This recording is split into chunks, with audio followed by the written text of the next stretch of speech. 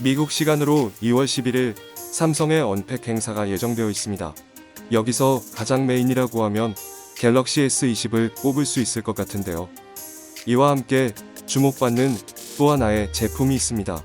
바로 폴더블 폰인 갤럭시 Z 플립이 그 주인공인데요.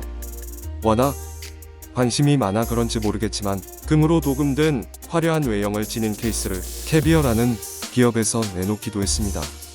조커앤할리 에디션으로 그냥 보기에도 멋스러워 보이는데요. 하지만 가격이 무려 $6,000에 달하는 관계로 쉽게 구입할 엄두를 내지는 못할 것 같습니다. 아무튼 업계에서 이런 관심을 보인다는 자체만으로 기대감을 실감할 수 있는데요. 언팩 이벤트가 공개되면 가장 확실한 스펙을 알 수 있고, 이렇게 되면 모토로라의 레이저 폴더블 폰과 비교하는 사람들이 늘어날 것이라 생각합니다. 그래서 현재까지 알려진 정보들을 토대로 두 모델을 비교해봤습니다. 표를 보면 전체적으로 갤럭시 Z 플립의 압승이라 해도 무방할 것 같습니다. 가장 중요한 프로세서는 1세대 7나노미터 공정의 스냅드래곤 855 플러스를 채용한 내반의 모토로라 레이저는 스냅드래곤 710에 머무르죠.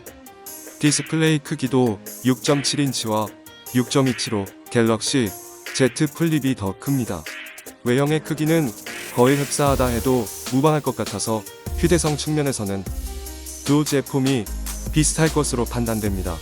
다만 무게는 모토로라 레이저가 205g으로 조금 더 무거운 수준인데, 이는 가지고 다니기 불편할 정도는 아니니 일단 패스해도 좋을 것 같습니다. 배터리는 15W 고속 충전을 지원하는 3300mAh 갤럭시 Z 플립이 2510mAh의 모토로라 레이저보다는 더 큰 용량을 지니고 있습니다.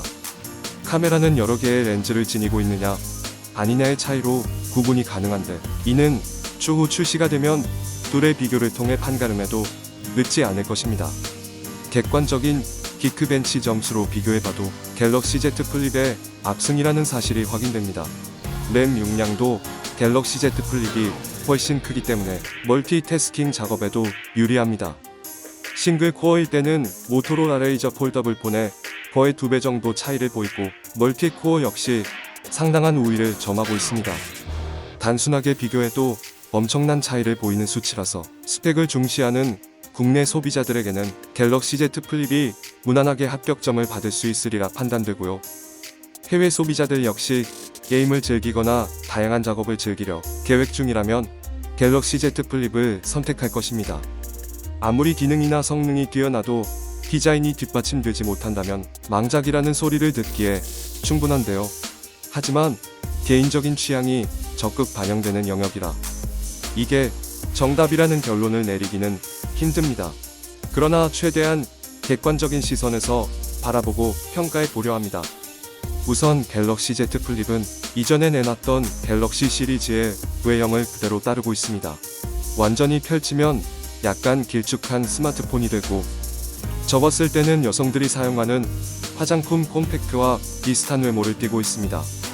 댄 게스킨 트위터에 올라온 동영상을 보면 핑크 컬러라 그런지 더 콤팩트에 가깝다는 생각을 하게 되는데요.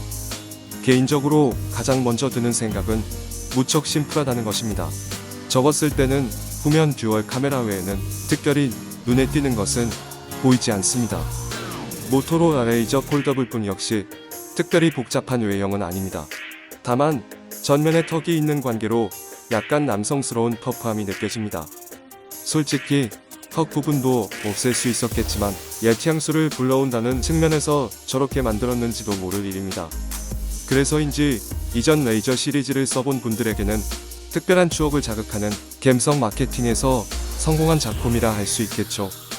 삼성의 초박형 유리인 6.7인치 인피니티 플렉스 디스플레이는 펼쳤을 때 힌지 부분에 주름이 생기느냐가 중요한 관전 포인트 같습니다. 일단 렌더링 이미지만 보면 전혀 주름이 생기지 않기 때문에 정확한 판별이 힘들 것 같은데요. 그래서 벤게스킨 트위터에 올라온 동영상 캡처를 통해 자세히 살펴보니 주름의 흔적은 전혀 보이지 않습니다. 갤럭시 폴드 1의 세로 주름과 비교하면 확연히 구분될 수 있는 포인트라 보이는데요. 영상 퀄리티가 그렇게 좋지 않기 때문에 정확한 판단을 할 수는 없지만 최소 모토로라 레이저 정도의 수준 이상은 될 것으로 보입니다. 어쩌면 놀랍도록 완벽하게 펴지는 디스플레이로 전 세계적인 주목을 받을 수도 있고요. 모토로라 레이저는 이미 수많은 유저들이 실제 사용해보고 접었을 때 주름이 거의 생기지 않는다는 것을 확인했었습니다. 이는 자체적으로 개발한 힌지 디자인 덕분에 디스플레이가 말려 들어가는 원리를 적용했기 때문이죠. 여기에는 삼성의 갤럭시 폴드 1의 실패가 훌륭한 자극제가 되었을 것입니다. 그래서 일부러 공개 이벤트 일정을 늦추기도 했었으니까요. 디자인 측면에서 바라봐도 개인적으로는 삼성의 손을 들어주고 싶습니다. 전작의 실패를 교훈삼아 단점을 최대한 극복한 제품이 이번에는 나올 것이라는 기대감도 있겠지만 실제 유출된 영상에서도 완벽한 퍼포먼스를 보여줬기 때문에 추후 힌지 부위에 공간만 생기지 않는다면 성공적이라 판단됩니다. 가격도 Z 플립이 $1,399로 아주 많이는 아니지만 더 저렴하게 나온다고 합니다. $1,500인 레이저와 비교하면 가격적인 메리트를 느끼기에도 충분한데요. 이렇게 단순하게 비교하고 개인적인 취향을 일부 반영하여 어떤 게 좋은지 결론을 내렸지만 정확한 것은 실제 제품을 가지고 비교하는 게 가장 좋겠죠.